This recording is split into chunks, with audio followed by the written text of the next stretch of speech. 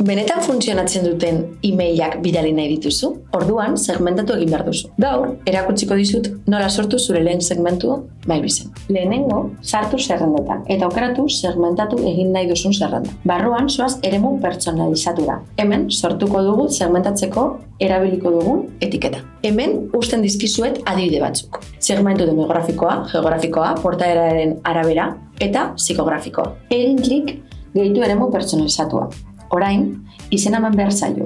Izen hau ikosiko duzuzuk eta nahi baduzu baita zure arpidedunak ere. Eremuaren etiketa ere baduzu, barneko kodigo bat dela. Jarri holako bat, hiria, sektorea edo telefonoa.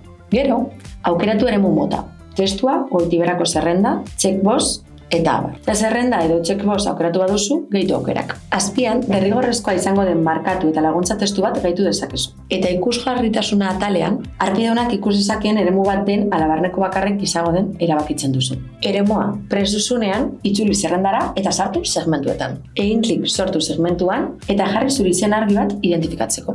Baldintzak atalean, aukeratu sortu berri duzun etiketa. Hautatu berdin eragilea eta balioan idatzi segmentuaren izena. Antolatuta mantentzeko. Oso garrantzitsua, kontaktuak igotzen dituzunean, ziurtatu ez delaren zutabeak sortu zenuen etiketa zehatza duela.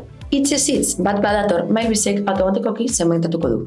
Eta badaukazu, Mailbizen segmentatzea azkarra eta intuitiboa da. Zalantzak badituzu utzi behean edo eskatu beste bideo bat.